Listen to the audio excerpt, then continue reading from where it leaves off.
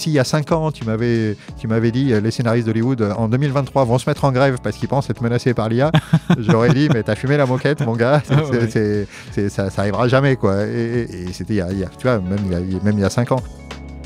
Bonjour, je suis Manuel Davy et je vous souhaite la bienvenue dans les carnets de l'IA. Ce podcast, c'est l'occasion de vous partager les expériences de la communauté de celles et ceux qui font bouger l'intelligence artificielle.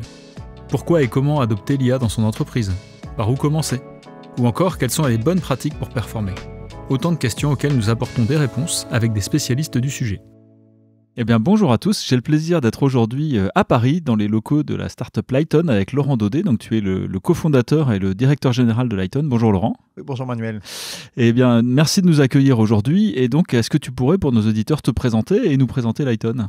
Je suis un ancien chercheur, je suis physicien à la base et on a créé Lighton en 2016 parce qu'on voyait que l'IA changeait de dimension. Donc maintenant, je vous passe les détails des débuts de Lighton, mais maintenant on est une des entreprises positionnées sur ce qu'on appelle les grands modèles de langage, cette IA générative dont on parle beaucoup, notamment en alternative à ChatGPT par exemple. Très bien. Alors pour nos auditeurs, peut-être préciser qu'on se connaît depuis longtemps puisqu'on était effectivement dans la même communauté de recherche autour de l'audio et qu'on se retrouve aujourd'hui et c'est un grand plaisir pour moi. Je voudrais profiter aussi d'avoir un expert comme toi sur les modèles de langage pour clarifier aussi pour nos auditeurs un petit peu tous ces concepts de ChatGPT, robots conversationnels, les LLM, maintenant on entend parler des RAG. Est-ce que tu peux nous aider à y voir clair dans tout ça ? Oui, effectivement, il y a beaucoup de concepts nouveaux et ce qui caractérise justement ça, c'est la vitesse à laquelle tout ça s'est développé. C'est absolument sidérant, quoi. Il y a 4-5 ans, c'était assez marginal et maintenant, ça a totalement explosé. Même nous qui sommes au cœur du truc, au cœur des réacteurs, on est un peu époustouflés par la vitesse où chaque semaine, il y a plein de nouveautés. C'est un foisonnement. Oui, c'est un foisonnement. Donc, essayons de faire un peu le tri dans tout ça. On va commencer par l'IA générative, par exemple. C'est vrai que l'IA... ça s'est toujours occupé d'analyser plein de choses. Dès les débuts, l'IA, ça adore les grandes quantités de données. On parlait de big data, etc. Mais c'était plutôt pour l'analyse. Oui. Et là, maintenant, on est rentré dans une génération de modèles avec GPT-3, etc., qui sont capables de générer du contenu. Oui. Alors, au début, c'était du texte, puis maintenant, il y a eu les vidéos, les images avec Midjourney, etc. Et ça génère du contenu qui est parfois de qualité aussi bonne, parfois, que ce que peut faire des humains. Donc, oui, c'est vrai que c'est absolument bluffant, la première expérience avec ChatGPT. Exactement, et ça remet en cause, parce que les informaticiens appellent le test de Turing, finalement. Est-ce que tu es en train de parler avec une machine ou avec un robot ? Donc, voilà, ce côté IA génératif, ça fait partie de ces nouveautés. Et là-dedans, le premier pour nous qui a été vraiment convaincant, on s'est dit ça y est, là ça marche, c'était GPT-3. Et GPT-3, c'est un modèle qui a été sorti par OpenAI, cette société dont tout le monde a entendu parler, bien entendu. C'est sorti en mai 2020, je crois, de mémoire. Donc c'était il y a très longtemps. Ouais, c'était il y a très longtemps, exactement. Et depuis, beaucoup de choses se sont passées.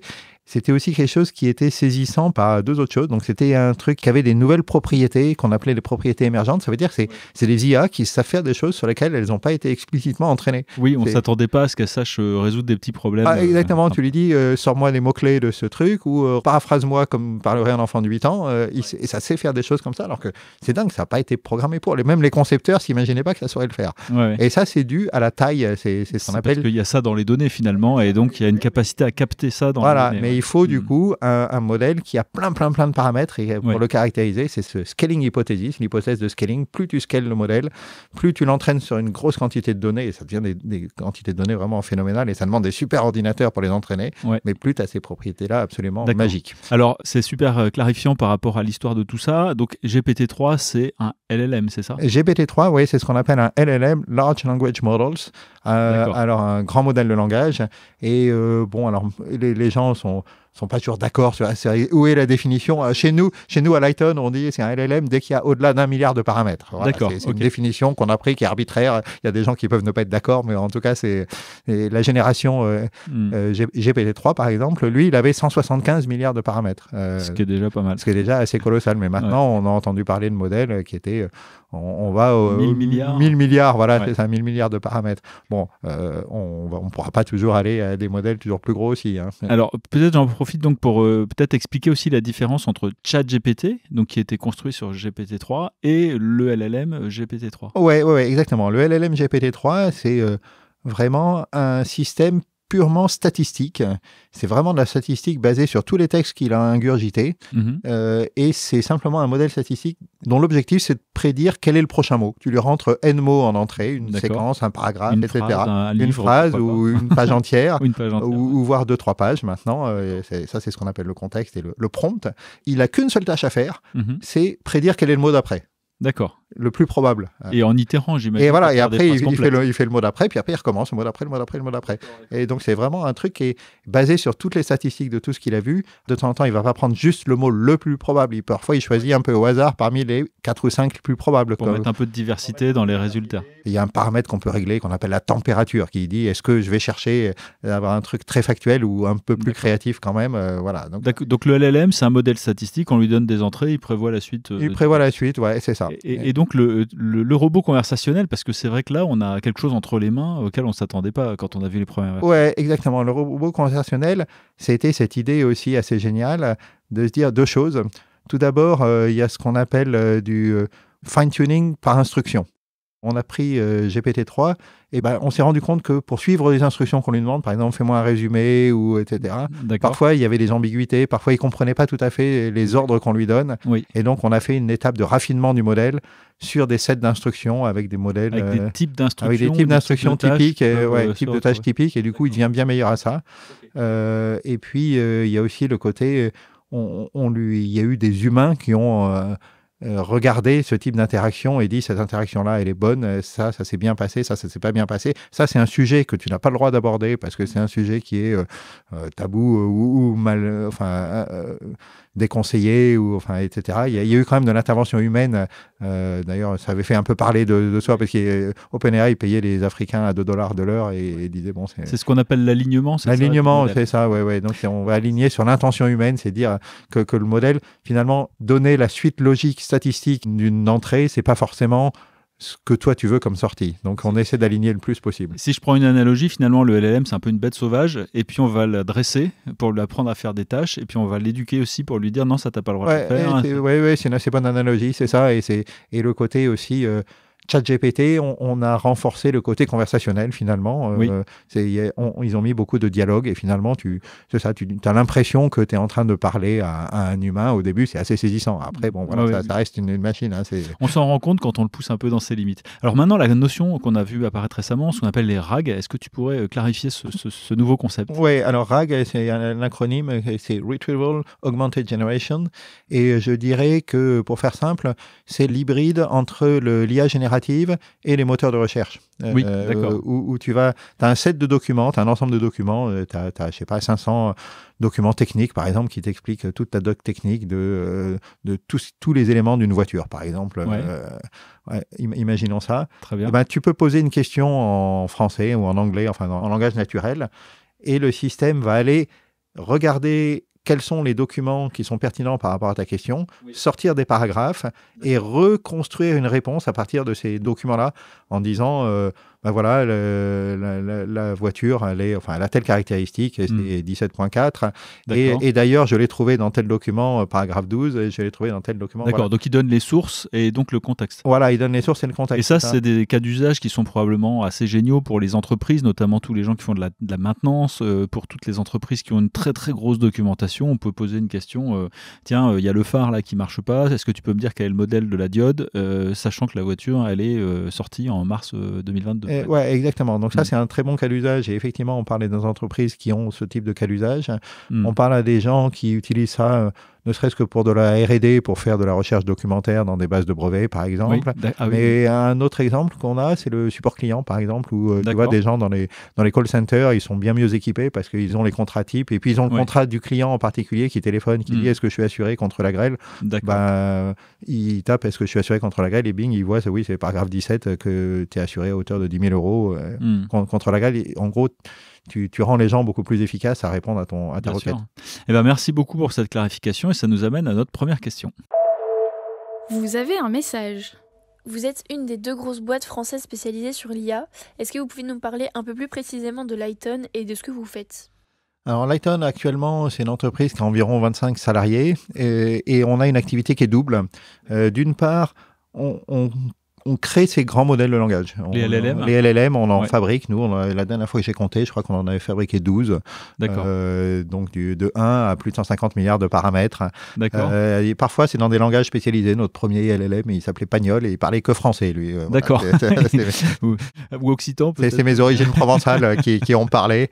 Et puis, voilà, on a fait des très gros, on en a fait des multilingues et on en a fait aussi pour certains clients dans des verticales spécialisées. Par exemple, un client qui nous a dit moi, j'ai plein de données médicales qui viennent d'hôpitaux. Fais-moi un assistant médical, finalement, qui parle le même langage qu'un médecin ou qu'un infirmier. D'accord. Donc, on est capable de construire un LLM totalement en partant de zéro, vraiment, c'est construction de la base d'apprentissage, l'entraînement qui demande des énormes calculs sur des gros supercalculateurs. Faire un petit zoom sur le process de construction d'un LLM. Donc, il y a beaucoup de données. Donc, vous vous occupez de rassembler ces données, de les donner à manger, entre guillemets. Déjà de les filtrer, parce que en fait, le gros point de départ des données, très souvent, c'est ce qu'on appelle du command crawl. C'est du crawl Internet qu'on prend. Ah oui, on prend tout. On prend tout, et donc, il y a tout sur Internet. Après, il faut quand même filtrer un peu, parce que sur Internet, il y a du porno, il y a de la pub, il y a plein de trucs, plein de trucs qui n'est pas vraiment du texte. Et donc, on filtre par qualité du contenu, on filtre sur les langues qui nous intéressent. Et après, on fait tout un travail de déduplication aussi. On évite que les mêmes textes soient dupliqués, parce que ça, c'est super important. Contrairement à, je dirais, la génération deep learning, où tu voyais plusieurs fois ta base d'apprentissage, non, là, l'algorithme ne voit qu'une fois chacun des textes. Donc, la déduplication est importante. Et il faut résoudre un peu ce paradoxe d'avoir à la fois énormément de données et des données de bonne qualité. Pour donner un ordre de grandeur du nombre de données. Alors moi, je trouve ça fascinant. Le plus gros modèle qu'on a entraîné, c'était sur à peu près 2000 milliards de mots. Alors, ça dit rien à personne, 2000 milliards de mots, mais c'est à peu près 2 fois le nombre de mots que tu aurais à la BNF, par exemple. Si tu fais un calcul à la Bibliothèque nationale de France, en ordre de grandeur de physicien. Moi, je suis physicien, j'aime bien les ordres de grandeur. Il y a à peu près 1000 milliards de mots, et voilà, on s'entraîne sur des corpus qui sont... Donc, t'imagines la taille. Oui. Alors, pour avaler tout ça, ça demande vraiment des supercalculateurs. Vraiment des trucs où tu fais tourner ces fameuses cartes graphiques GPU. On en a fait tourner des milliers en parallèle pendant plusieurs semaines. Et ça, c'est pas facile à faire. Donc ça, c'est aussi notre expertise. Trouver le bon code d'entraînement pour que, en fait, quand tu fais tourner plein de machines en parallèle, ce qui est important, c'est qu'elles ne s'attendent pas les unes les autres, parce qu'elles n'arrêtent pas de s'échanger de l'information. Mais s'il y en a qu'une qui travaille, c'est cette synchronisation, ce calcul massivement distribué, massivement parallèle, comme on dit. Ça, c'est un des gros challenges informatiques. D'accord. Et après, on est assez bon aussi pour tout ce qui est faire en sorte que tu puisses maintenant faire des requêtes sur ton LLM de façon industrielle, c'est-à-dire que tu peux avoir des dizaines d'utilisateurs qui font des requêtes simultanées, batcher les requêtes, etc. Ça, c'est pas évident, c'est une partie de notre savoir-faire. Il y a du génie informatique, du génie logiciel qui est quand même pas simple. Exactement, c'est vraiment très au-delà de l'IA, c'est pas de l'IA, c'est vraiment du software engineering, mais vraiment très hardcore, je dirais. Ouais, d'accord. Et donc ça, ce savoir-faire technologique, cette compétence assez rare, en fait, que vous avez vraiment acquise ici, vous la mettez au service des cas d'usage qui ont déjà été identifiés. Oui, c'est ça. Alors, la deuxième partie de notre activité, c'est effectivement de répondre aux besoins des entreprises qui ont besoin de déployer ce type de technologie et qui ne savent pas par quel bout attraper ça. Parce qu'en fait, il y a plein de modèles sur le marché, ils ne savent pas sur quelle infra déployer, ils ne savent pas comment même les utiliser, ce qu'on appelle mettre le prompt, c'est mettre les instructions de départ pour que ça fasse la bonne tâche, ils ne savent pas comment évaluer les résultats, ils ne savent pas comment après les fine-tuner, c'est-à-dire prendre les modèles et les appliquer à leur propre cas d'usage, etc. Donc, nous, on a fait toute une suite logicielle qu'on appelle Paradigme. Et en fait, c'est ça notre business model, c'est de licencier une licence sur notre suite logicielle avec cette particularité qu'on va l'installer sur l'infra des entreprises. Un des gros enjeux... Propriétaire souverain de la donnée. Il est propriétaire souverain de la donnée. Un des gros enjeux qu'on avait dit je pense que beaucoup de gens ont entendu parler de l'anecdote de Samsung où ils se sont rendus compte que les employés avaient utilisé des documents confidentiels, les avaient balancés sur ChatGPT pour faire je sais pas quoi, des résumés, etc.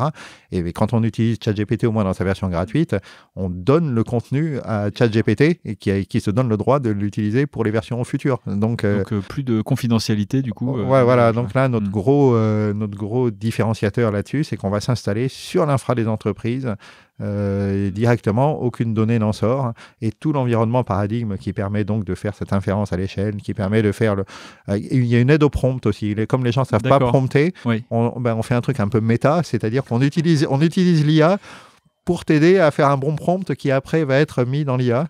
Donc c'est un copilot, comme on dit, copilot de prompt. Après... C'est une mise en abîme assez dingue. Ouais, c'est l'IA aide l'IA et bientôt on passera au 3e niveau. Et après, on a aussi toute une interface qui permet de loguer toutes les interactions que les users ont avec leur modèle, de façon à ce que à la fin, tu constitues toute une base de données de tout ton usage. D'accord. Pour que tu puisses en dernier lieu, c'est le 4e étage de la fusée, c'est de customiser le modèle spécifiquement sur tes cas d'usage par rapport à tes évaluations et par rapport à tes données précises. Oui, d'accord. C'est vraiment passionnant et je pense que ça donne des perspectives vraiment très intéressantes aux entreprises qui nous écoutent, qui souhaitent intégrer ce type de technologie dans des call centers ou dans d'autres applications métiers. Donc bravo à toi. Et donc ça nous amène à notre deuxième question. Vous avez un message. J'ai vu que vous aviez récemment sorti une BD en librairie. Qu'est-ce qui a motivé cet écrit ? Ah ouais, alors cette BD, ça c'était une sacrée aventure. Hein. La BD, c'est avant tout une rencontre avec un type assez génial qui est Apupen, qui est le dessinateur. Moi, j'étais que co-scénariste. Et je l'ai rencontré totalement par hasard. Lui, il est indien. Et il venait en France, il est venu 6 mois pour faire une résidence à Angoulême, vous savez, la capitale de la BD, qui font des résidences d'artistes. Excellent. Et je le croise comme ça à une soirée où je ne le connaissais pas, hein, mais lui, il ne connaissait pas grand monde, je ne connaissais pas grand monde non plus. Et puis, donc on se cause. Qu'est-ce que tu fais dans la vie ? Je suis dessinateur de BD. Et il me raconte un peu son univers graphique, que moi, je trouve assez génial. Ouais. Et toi, qu'est-ce que tu fais ? Ça ne va pas t'intéresser. Moi, tu sais, j'ai une boîte d'IA, c'est super technique et tout. Non, mais au contraire, moi, je suis super intéressé, mais j'y comprends rien. J'adorerais faire une BD sur l'IA, mais vraiment, il me manque tout le bagage technique, etc. Et du coup, ça a commencé comme ça. On va faire une BD, on va faire une BD qui explique tout ce bagage technique. Et notre idée de départ, elle était super pédagogique, en fait. C'était dire chapitre 1, l'histoire de l'IA, chapitre 2, la révolution deep learning, chapitre 3, etc. Enfin, vraiment une sorte de truc, les usages en entreprise, enfin, un truc... qui soit vraiment... ça rejoint complètement ce qu'on fait ici avec ce podcast et je trouve ça un complément graphique absolument génial. Alors peut-être on peut donner le titre pour nos auditeurs. Donc maintenant, ça s'est transformé en Dream Machine, ou comment j'ai failli vendre mon âme à l'intelligence artificielle, et c'est sorti en septembre dernier chez Flammarion. Bravo. Je ne peux que conseiller aux éditeurs de se précipiter pour l'acheter parce que c'est un très très bel ouvrage. Voilà, et ça raconte un peu une histoire d'un entrepreneur dans l'IA issu de la recherche. Donc il y a toute ressemblance avec des personnages existants ne serait que purement fortuite, comme on dit. Alors peut-être sur ce côté un petit peu justement histoire et puis peut-être science-fiction ou pas, comment toi tu vois la suite de l'évolution de l'IA générative, des LLM, des RAG, c'est quoi l'étape d'après à ton avis ? Ouais, alors là c'est vrai que c'est déjà, je pense qu'il faut être super modeste quand on fait ses prédictions, parce que dans ce domaine-là, je veux dire, si on regarde même en arrière, si il y a 5 ans, tu m'avais dit les scénaristes d'Hollywood en 2023 vont se mettre en grève parce qu'ils pensent être menacés par l'IA, j'aurais dit mais t'as fumé la moquette, mon gars, ça arrivera jamais, quoi. Et donc c'était il y a, tu vois, même il y a 5 ans. Donc là, ouais, je pense qu'on va arriver à, on voit des systèmes qui sont ça part un peu dans 2 directions, je dirais. Il y a une direction avec des systèmes qui vont être encore plus performants, qui vont faire plus de tâches, qui vont aller vers vraiment cette agency, quoi, ce côté de devenir des agents avec de la planification, voire même un début de vrai raisonnement, parce qu'actuellement, les LLM, ça ne s'est pas vraiment raisonné. C'est de l'imitation. Ça fait de l'analogie, etc. Ouais. Mais, donc oui, je pense qu'on va aller vers des systèmes qui auront des capacités encore plus impressionnantes. Moi, je ne suis pas quelqu'un où je fantasme trop sur les GI, toute cette intelligence. Pour moi, ça ne m'intéresse pas beaucoup. Ce que tu appelles les GI, c'est l'intelligence artificielle générale qui est capable de traiter n'importe quel type de tâche comme un humain. Ouais, qui serait plus intelligente que l'humain, qui serait super intelligente, etc. Déjà, les gens qui parlent de ça, en général, quand je leur demande, mais définis-moi ce que c'est que l'intelligence, ils bafouillent et c'est super difficile à définir. Donc pour moi, c'est un débat qui n'est pas très intéressant. Oui, je suis d'accord. Alors qu'il y a plein d'enjeux, même éthiques, actuellement, qui se posent avec l'IA actuelle. Hein, oui, absolument. Des enjeux de bouleversement du monde du travail, des enjeux de manipulation d'opinion, des enjeux même écologiques aussi. Oui. Il y a plein de choses qui se passent. Et d'ailleurs, si je reviens aux enjeux écologiques et de l'évolution à court terme, je pense qu'on va aller aussi vers des plus petits modèles qui seraient plus spécifiques, plus sobres, et qui, par contre, pourraient passer à l'échelle de milliards d'utilisateurs. Parce que quand tu as des milliards d'utilisateurs qui utilisent tous les jours des LLM ou du ChatGPT, etc., etc. Là, pour le coup, il y a une empreinte carbone assez monstrueuse. Ça c'est sûr, oui. Il y a un vrai enjeu. Ouais. Et on n'a peut-être pas besoin d'avoir ces méga modèles pour toutes les tâches. Tout à fait. On peut avoir besoin de modèles beaucoup plus frugaux, comme on dit, qui, par contre, eux, peuvent être spécialisés et capables d'être utilisés par des milliards d'utilisateurs. Et c'est probablement là, à mon humble avis, où il y a une voie vraiment passionnante pour la tech européenne et française, justement de se distinguer sur ce type de modèle plus rationnel, mais aussi très efficace et qui traite des problématiques vraiment importantes des entreprises. Et ouais, ça c'est vrai. Et aussi sur le côté européen, c'est vrai que c'est important aussi que même sur des sortes de nuances culturelles, je parlais à des gens, par exemple sur du droit, quand ils posent des questions à du chat GPT, il répond avec une logique de droit anglo-saxon qui est très différente de la logique du droit français. Hein. Donc, je pense qu'il y a un côté culturel. C'est important qu'il y ait des LLM qui soient faits aussi par des boîtes européennes. Non seulement avec les langages européens, nous on met plus de français en proportion que dans les modèles d'OpenAI. Il comprend mieux certaines nuances, mais aussi, je pense, sur le côté vraiment profondément culturel. Absolument. Il y a un cinéma français. Il faut qu'il y ait des LLM français aussi. Ouais. Et je pense aussi que d'un point de vue utilisation d'entreprise, il n'y aura pas un seul provider de la même manière que toutes les grosses entreprises sont très souvent multi-cloud. Ils vont faire une partie de leurs activités chez tel ou tel provider. C'est ça dépendra des usages et des cas d'application probablement. Ouais, je pense qu'il y a de la place pour beaucoup d'acteurs, j'espère. Enfin, c'est le pari qu'on fait à Lighton, qu'il y a de la place pour ce qu'on fait. Eh ben, bravo en tout cas pour ce pari. Merci encore de nous avoir accueillis aujourd'hui. Quant à nous, on se retrouve dans 15 jours pour un nouvel épisode. D'ici là, n'hésitez pas à vous abonner à notre chaîne et à regarder notre site internet www.iahdf.org. À bientôt.